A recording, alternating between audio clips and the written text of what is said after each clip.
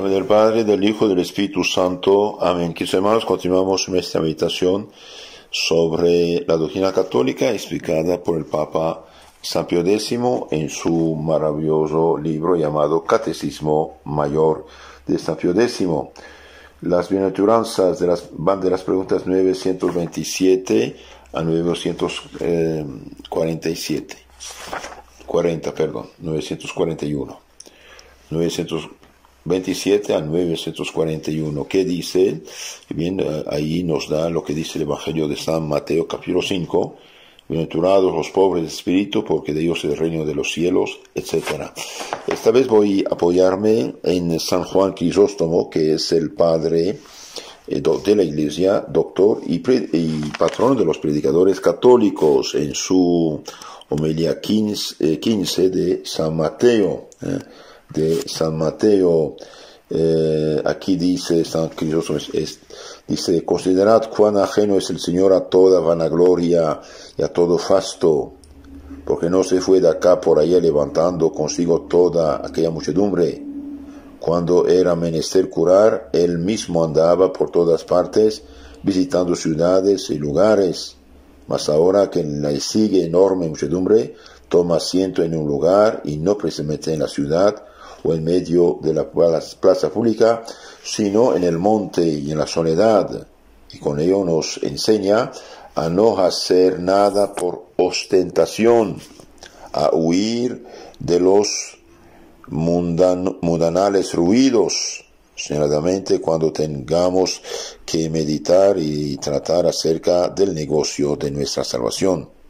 Subido pues al monte y habiéndose sentado, se acercaron sus discípulos. Mirad el procedimiento de estos en la virtud y cómo de repente se han vuelto mejores. La muchedumbre no tenía otro afán que contemplar milagros, pero los discípulos quieren también oír una enseñanza grande y sublime, lo que sin duda movió al Señor a dársela y empezar su magisterio por estos razonamientos, porque no curaba el Señor solo los cuerpos, sino que enderezaba también las almas. Del cuidado de los unos pasaba al cuidado de los otros, con lo que no solo era más variada la utilidad, sino que mezclaba la enseñanza de la doctrina con la demostración de las obras. Y después dice, se sentó y abrió la boca, los adoctrinaba. ¿Por qué añade el evangelista esta expresión, abriendo su boca? Porque os deis cuenta que también callando enseñaba, no solo hablando. Me enseñaba por su ejemplo, claro. Unas veces nos adoctrinaba abriendo su boca, otras con la voz de sus obras. Y cuando el evangelista dice, los adoctrinaba, no penséis que hablaba solo con sus discípulos, sino que por ellos se dirigía a todos sin excepción. Como aquella que por ellos se dirigía, como aquella muchedumbre estaba compuesta de gentes del pueblo y hasta gentes rastreras, el Señor, que tenía allí el coro de sus discípulos, a estos dirige en primer término sus razonamientos. Mas lo que intenta, al hablar primeramente con ellos, es que su doctrina no resulte odiosa a todos los demás que tan necesitados están de su divina enseñanza. Entonces nuestro Señor va a enseñar y ahí va a decir las bienaventuranzas. Va a decir las bienaventuranzas. Miremos una por una ahora, explicada por San Juan Crisóstomo. Bienaventurados los pobres de espíritu. En fin, porque esta verdad acaba de aclararse y os deis cuenta de que os atañan absolutamente las palabras del Señor, a vosotros y a todo el género humano, como se les quiera prestar atención. Escuchad por dónde da comienzo a estos maravillosos razonamientos. Bienaventurados los pobres de espíritu, porque de ellos es el reino de los cielos. ¿Quiénes son estos pobres de espíritu? Son los humildes, los contritos de corazón. Aquí espíritu hay que entenderlo por alma y voluntad. Hay en efecto muchos que son humildes, no voluntariamente, sino forzados por la necesidad de las cosas. No se refiere a estos el Señor, pues ningún mérito hay en ello. A quienes Él llama primero bienaventurado es los que de su libre voluntad se humillan y se compunjan. Entonces aquí humildad, humildad con el corazón contrito. Esto significa, esto dice San Crisóstomo. A quienes Él llama primero bienaventurados es a los que de su libre voluntad se humillan y se compunjan. ¿Y por qué no ya habló de los humildes, sino de los pobres? Porque pobre es más que humilde. Pobre es más que humilde. Aquí, en efecto, quiere el Señor designar a los temerosos, a los que tiemblan ante los mandatos de Dios. Tiemblan ante los mandatos de Dios. Son los mismos a quienes Dios tan altamente hablaba por la boca del profeta Isaías, diciendo: ¿sobre quién fijaré mis miradas, sino por el manso y tranquilo que tiembla de mis palabras? Isaías 76:2. Mire, así los padres de la iglesia explicaban el Evangelio, ¿no? Diferentes grados de humildad. Hay en efecto muchas maneras de ser humilde. Hay quienes son moderadamente humildes, hay quienes llevan la humildad a su último extremo. Esta es la humildad que alaba el bienaventurado profeta cuando describiéndonos no un alma contrita simplemente, sino un alma hecha a pedazos por el dolor. Nos dice: sacrificio para Dios el espíritu contrito. Dios no despreciará un corazón contrito y humillado. Esta es la que presentan a Dios como sacrificio grande los tres jóvenes del horno de Babilonia cuando dicen: más un alma contrita y espíritu de humildad seamos aceptados. Esto es la que Cristo proclama ahora bienaventurado. Es así que los más grandes males que infectan la tierra entera del orgullo han procedido. Citemos esto. Los más grandes males que han infiestan la tierra del orgullo han procedido. El diablo, que antes de su orgullo no lo era, por el orgullo se convirtió en diablo. Lo que San Pablo daba a entender con estas palabras: no sea que por su orgullo caiga el neófito en la condenación del diablo. El primer hombre hinchado por el diablo con esperanzas semejantes fue por él derribado y se convirtió en mortal. Esperando venir a ser Dios, perdió hasta lo que tenía como hombre. Esperando venir a ser Dios, el hombre pecador perdió hasta lo que tenía como hombre. Es lo que Dios le echa entre burlas en cara cuando dice: he aquí que Adán ha venido a ser uno de nosotros. Y todos los que después vinieron y terminaron en la impiedad fue por haberse imaginado ser iguales a Dios. Así pues, como la soberbia era la ciudadela de todos los males, la fuente raíz de toda maldad, Cristo, proporcionando el remedio a la gravedad de la enfermedad, sentó la ley de la humildad como fundamento firme y seguro de toda virtud. Notemos esto. Cristo, proporcionando el remedio a la gravedad de la enfermedad, que es el orgullo, sentó la ley de la humildad como fundamento firme y seguro de toda virtud. La humildad, fundamento del edificio espiritual. Puesta la humildad por fundamento, el arquitecto puede construir con seguridad sobre ella todo el edificio. Pero si ésta se quita, por más que tu santidad parezca tocar el cielo, todo se vendrá abajo y terminará catastróficamente. El ayuno, la oración, la limosna, la castidad, cualquier otro bien que juntes sin humildad, todo se escurre como el agua y todo se pierde. Tremendo. El ayuno, la oración, la limosna, la castidad, cualquier otro bien que juntes sin humildad, todo se escurre como el agua y todo se pierde. Es lo que se cumplió cabalmente en el fariseo, había llegado a la cumbre de la perfección, pero como no tenía humildad, madre de todos los bienes, cuando bajó de su oración, todo lo había perdido. Porque como la soberbia es la fuente de toda maldad, así la humildad es principio de toda filosofía verdadera. De ahí que empiece por ahí el Señor arrancando de raíz la soberbia del alma de sus oyentes. ¿Y qué tenía que ver la soberbia, objetarás, con los discípulos del Señor, que eran humildes por todos los conceptos? Bien escaso motivo podían tener para la arrogancia unos pobres pescadores, desconocidos e ignorantes. A lo que te respondo, dice San Crisóstomo, que si las palabras del Señor no decían con sus discípulos, sí con los que le estaban oyendo entonces, y los que más tarde los habrían de recibir, a fin de que justamente por pobres pescadores no los despreciasen. Pero es que además también a sus discípulos se aplicaban. Si no, entonces más tarde ciertamente que tendrían necesidad de la ayuda, de la humildad, cuando tantos prodigios habrían obrado. Tanto honor le tributaría toda la tierra y tanto valimiento tendrían ellos con Dios.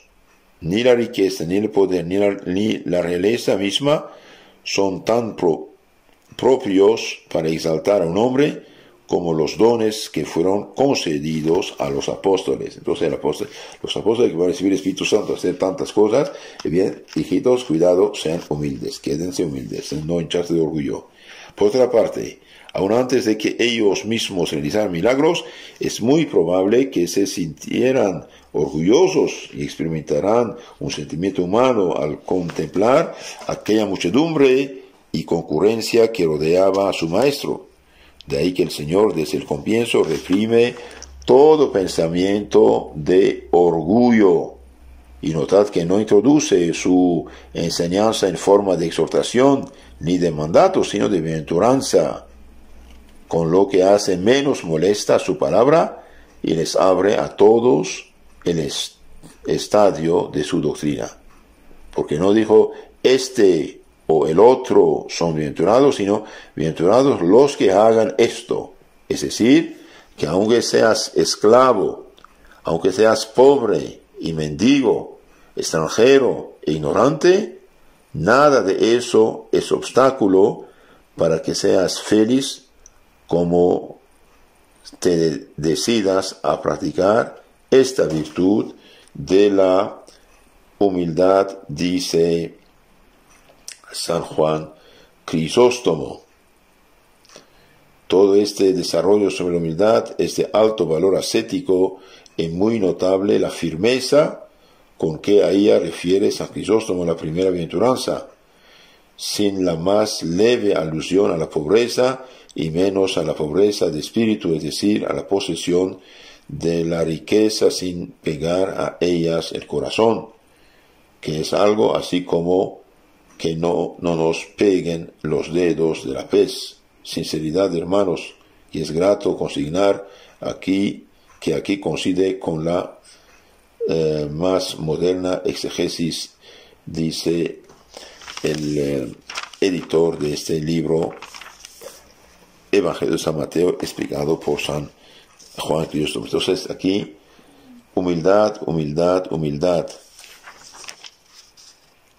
Bienaventurados los pobres de espíritu, los humildes, los que no se hinchan de orgullo, no como dicen estos pobres disque teólogos de la teología de la liberación, que impulsan la gente a la rebeldía, a la guerra, a la envidia. No, como dijimos en otra charla, como decía San Jerónimo, no es penuria esta pobreza, sino es humildad y virtud. Bienaventurados los que lloran, otra bienaventuranza, bienaventurados los que lloran. Habiendo pues empezado por donde más necesario era empezar, pasa el Señor a otro mandamiento, que parece contrario al sentir de la tierra entera. Todo el mundo, en efecto, tiene por dignos de envidia a los que viven alegres, y por desgraciados a los que están tristes y son pobres y lloran. El Señor, empero, a estos declara bienaventurados, y no a aquellos, diciendo bienaventurados los que lloran. Realmente todo el mundo los tiene por desgraciados. Mas justamente antes de hablar, había hecho el Señor tantos milagros, a fin de que al sentar ahora tan extrañas leyes, no se le negara fe. Mas tampoco aquí habló Cristo simplemente de los que lloran, sino de los que lloran por sus pecados. Bienaventurados los que lloran por sus pecados, porque llorar por cualquiera de las cosas mundanas, cosa es que tenemos absolutamente prohibida. Es lo que San Pablo declaraba diciendo: la tristeza de este mundo obra muerte, mas la tristeza según Dios obra arrepentimiento para salvación de las almas. Entonces aquí, 2 Corintios 7. Entonces, bienaventurados los que lloran sus pecados, queridos hermanos, los que son penitentes. A estos pues, a los que están tristes, según Dios los proclama aquí el Señor, bienaventurados. Ni siquiera habló de los que están sencillamente tristes, sino de los que lo están intensamente. De ahí que no dijo bienaventurados los tristes, sino bienaventurados los que lloran. Y en la verdad, también este mandamiento es síntesis de toda filosofía. Los que lloran a un hijo, a su mujer, a otro de sus deudos muertos, en el momento de su dolor, no ansían riqueza, ni placer del cuerpo, ni ambición a la gloria, no se irritan por las injurias, ni sienten asedio de otra pasión alguna, dominados por que están por el dolor. Pues con mayor razón, los que lloran sus pecados, como estos merecen ser llorados, darán pruebas de la más alta filosofía. ¿Y qué premio se promete a los que lloran? Porque ellos serán consolados. ¿Dónde, dime, serán consolados? ¿En este mundo o en el otro? Como bien serán consolados en este mundo y en el otro también. Como había dado el Señor un precepto muy pesado y arduo, nos prometió lo que podía hacernoslo más ligero. De manera que si quieres ser consolado, llora, y no te parezca que te pongo un enigma. Cuando es Dios el que nos consuela, aun cuando vengan sobre nosotros las penas tan copiosas como los copos de la nieve, todas las superamos. Dios nos recompensa siempre por encima de nuestros trabajos.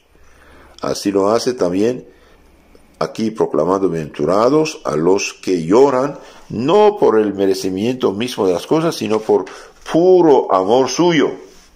Realmente no nos hace bienaventurados el llanto, sino el amor que Dios nos tiene. Porque los que lloran por sus pecados lloran. Bastante premio tienen alcanzar perdón de sus pecados y dar buena cuenta de ellos. Mas como el Señor nos ama tanto, no puso el premio del llanto en solo el perdón de los pecados y remisión del castigo, sino que nos hace bienaventurados y partícipes de inmenso consuelo. Ahora bien, no solo nos manda que lloremos por nuestros propios pecados, sino también por los ajenos. Y así lo hicieron las almas de los santos, así Moisés, San Pablo, David. Todos lloraron muchas veces por los pecados de los otros. Porque, queridos hermanos, esto es llorar por sus pecados y llorar también por los pecados ajenos. De ahí la importancia de hacer penitencia, no solamente por sus propios pecados, sino también por los pecados ajenos. San Pío X en su catecismo dice, pregunta 932, los que lloran y no obstante son llamados bienaventurados, son los que sufren con resignación las tribulaciones, los que se afligen por los pecados cometidos, por los males y escándalos del mundo, por verse lejos del cielo y por peligro de perder el cielo. Entonces, vemos que la Iglesia junta todas esas enseñanzas de los santos del Evangelio, constantemente en pocas palabras. Si Dios quiere, en la charla siguiente vamos a continuar estas estas bienaventuranzas. La siguiente será los mansos, y San Juan Crisóstomo saca bastante jugo de estas cosas. Bien, vamos a hacer otra charla, si Dios quiere, acerca de los mansos, etcétera. Queridos hermanos, si quieren ayudar a su prójimo, reenvíen estas charlas a su gente, a sus contactos. No, es caridad. Y también díganles que se suscriban a nuestro canal Catecismo Católico Tradicional. Ustedes también suscríbanse y hagan conocer la doctrina para que la gente se salve. Que Dios los cuide.